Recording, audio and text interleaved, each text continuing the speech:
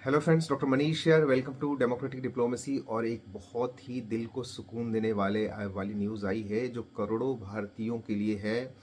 और 1.5 साल से हम भारतीय इस गुड न्यूज़ के लिए परेशान थे और फाइनली ये न्यूज़ आ गई है। और एक और बहुत बड़ी जो जीत है हम कह सकते हैं वो एस जयशंकर साहब के लिए है, पर्सनली मोदी साहब के लिए है।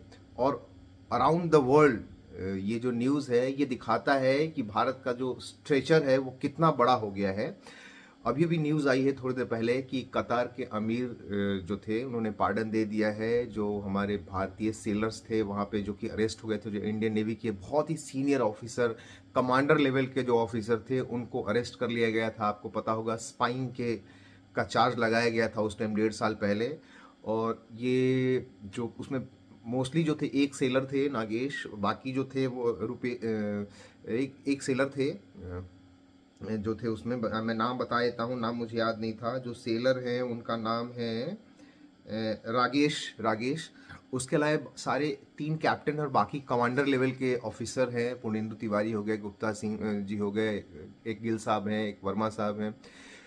सारे लोग सुबह में आज वापस आ गए हैं कतार से। एक पुर्णेंदु तिवारी नहीं आए हैं वहाँ से क्योंकि उनकी फैमिली उनको पार्डन दे दिया गया, छोड़ दिया गया, जेल से रिहा हो चुके हैं। उनकी फैमिली चूंकि कतार में पहुँच गई थी तो अपनी फैमिली के साथ है, वो बाद में आएंगे। और अभी वो मिलेंगे भी हमारे जो एक्सटर्नल अफेयर्स मिनिस्टर है एस जयशंकर साहब से, सारे ऑफिसर्स। तो ये बहुत ही बड़ी न्यूज़ है।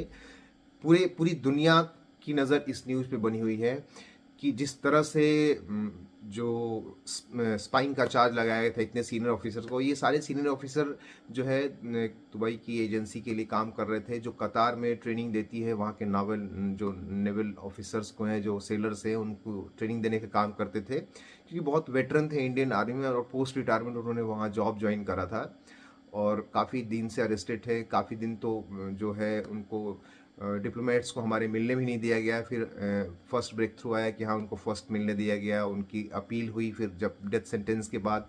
और फाइनली जब मीटिंग हुई हमारे प्राइम मिनिस्टर की वहाँ के अमीर के साथ, जब कोप का जो समिट चल रहा था यूएई में, सऊदी अरेबिया में, तो उसके मीटिंग के बाद ही फाइनली डिसीजन हुआ होगा। बट जब ये अरेस्टिंग हुई थी तभी एस जयशंकर साहब का बयान आया था कि हम लोग बात कर रहे हैं और ये सब रिहा हो जाएंगे। It takes little bit time. देखिए ऐसा हुआ क्यों। और उससे भी इम्पॉर्टेंट चीज़ है कि आखिर जब कतार के साथ हमारे रिलेशन, लॉन्ग स्टैंडिंग रिलेशन बहुत ही अच्छे रहे हैं। देखिए कतार का रिलेशन जो मिडिल ईस्ट है उसमें ऑलमोस्ट सारे देश से ख़राब है। सऊदी अरब से ख़राब है, यूएई से ख़राब है, बहरीन से ख़राब है, सब सारे लोगों से ख़राब है। और वो उसको कहा जाता है कि वो एक टेररिज्म का बहुत बड़ा सेंटर है। अभी भी जो इज़राइल की जो कॉन्फ्लिक्ट चल रही है फ़िलिस्तीन के साथ, तो जो फ़िलिस्तीन के जो हमास के सारे लीडर्स हैं वो कतार दोहा में ही रहते हैं, ये बात सबको पता है। और वहाँ एक यूएस का छोटा सा कंटिंजेंट भी है, मतलब कि छोटी सी आर्मी की वहाँ पे व्यवस्था भी है, कुछ आर्म फोर्सेस भी रहते हैं, उनको सिक्योरिटी प्रोवाइड करता है कतार को अमेरिका। तो आपको पता होगा कि जब अफगानिस्तान से अमेरिका जा रहा था तभी भी कतर ने एक मिडिल मैन की भूमिका निभाई थी। तालिबान से बात कतर में ही हो रही थी, यूएस की दोहा में ही हो रही थी। तो इस वजह से चूंकि वो एक एक्सट्रीमिज्म का सेंटर है, एक्सट्रीमिज्म का, तो जो मिडिल ईस्ट की बाकी कंट्रीज़ हैं उनके साथ बहुत अच्छे रिलेशन नहीं है। और सऊदी अरेबिया ने और यूएई की कंबाइंड फोर्स ने अटैक भी किया था एक बार। आपको पता होगा कि वो उसको आइसोलेट कर दिया गया था, एयर स्पेस बंद कर दिया था सऊदी अरेबिया यूएई ने। आपको ये सब चीज़ें पता होंगी आई थिंक। लेकिन सबसे इंपॉर्टेंट चीज़ है कि ये चीज़ हुआ कैसे और क्यों चार्जेस लगाए गए जब अच्छा रिलेशनशिप था। आपको इस चीज़ को बहुत लॉन्ग टर्म के कॉन्टेक्स्ट में देखना होगा। इसके पीछे पाकिस्तान और चाइना का मिला जुला हाथ है। अभी जितने भी न्यूज़ चैनल्स आपने देखे होंगे आपको सब में बताया जा रहा होगा कि पाकिस्तान की आईएसआई का लिंक है। लेकिन आप देखिए आईएसआई की जो हैसियत है इंटरनेशनल लेवल पे आज के टाइम इतनी नहीं है कि वो किसी कंट्री के इतने सीनियर ऑफिसर्स को, कमांडर लेवल के ऑफिसर को फ्रेम करा सके।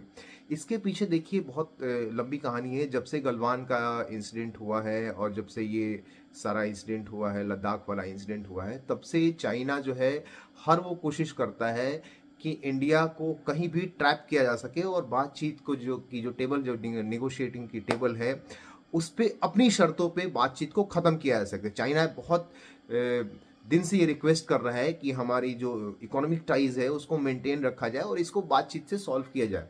लेकिन इंडिया का बहुत क्लियर इसमें कॉन्सेप्ट है, क्लियर बहुत आर्गुमेंट है। जयशंकर साहब ने बहुत बार इसको रिट्रेट किया है, बहुत बार इसको दोहराया है कि देखिए ये जब तक इकोनॉमिक टाइज अच्छे नहीं हो सकते तब तक, जब तक हमारा बॉर्डर डिस्प्यूट है वो क्लियरली सॉल्व ना हो जाए।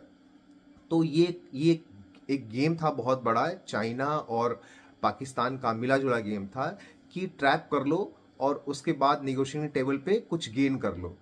लेकिन एक्चुअली ये किस तरह से ट्रैप किया गया था, देखिए वहाँ पे इटली की सबमरीन जो है उसको बहुत ज़्यादा खुफिया तरीके से इंडक्ट किया जा रहा था, वहीं पे उसको बनाया जा रहा था, उसके बाद इंडक्शन का प्रोसीजर होने वाला था।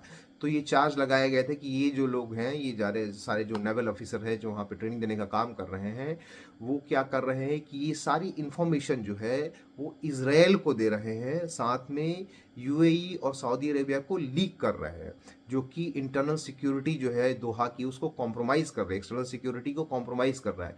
इसी से कतरी इंटेलिजेंस एजेंसी ने यही चार्ज फ्रेम करके इनको अरेस्ट कर लिया था।